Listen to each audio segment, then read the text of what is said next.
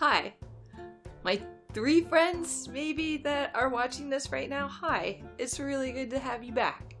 I'm not sure what I'm going to talk about today. It's not going to be long, because again, this is about quantity, not quality. I'm just going to stick with that for now. And I just want to say hi. Today's not the best day. I'm not exactly on the up and up. I had a pretty strong depression hit last night, and it's hard because I was on an upswing. Part of my practice is to recognize that a lot of the thoughts and feelings that I have when I'm in an episode like this they're very warped. They're not clear. They're real, but they're not necessarily accurate. And it's very helpful for me to recognize that, so then I can think about it more in terms of psychic pain and as a chronic pain case as opposed to mental illness, because I find that sometimes is a little harder to deal with because it can trigger me to ruminate about my thoughts and feelings, which are not accurate, and I can get really caught up in a bad feedback loop where I am just cycling and spinning and sometimes just spiraling a little deeper because of just the stagnation that happens. It's very paralytic when that happens and just nothing gets done. I can barely get out of bed, and so likening it to a chronic pain condition actually helps me manage it. One thing I've managed to do since I've approached this process from a pain perspective is I've been able to recognize what depression feels like inside me. And what does depression feel like?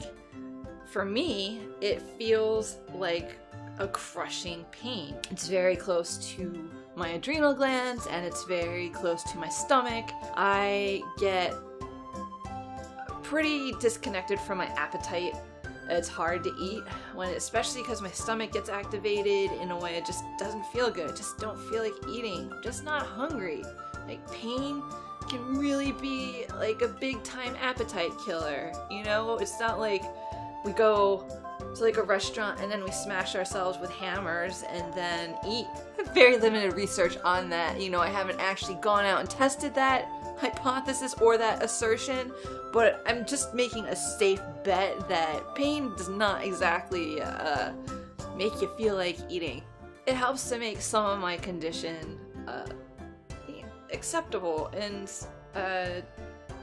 manageable, or at least doesn't freak me out that I can't connect to a lot of things. Yesterday I had so many ideas about what I wanted to talk about. Once I feel the impact of that depressive wave, I just get cut off from so many things. The world just looks completely different. Just completely different. And that can be so scary. It's very hard to think critically when there's so many thoughts and feelings they're so distorted, and they are so in competition and constant war within my head that I'm not capable really of a lot of critical thinking right now. But I am very self-aware of that, and I'm going to be bringing that all to you, so please stay tuned. I almost forgot to introduce my co-host for today. This is Sparrow.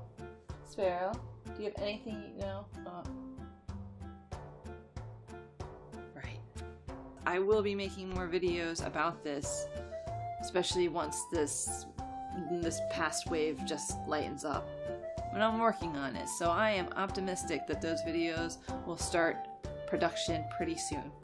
And until then, have an awesome day. Bye guys. Oh yeah, outro.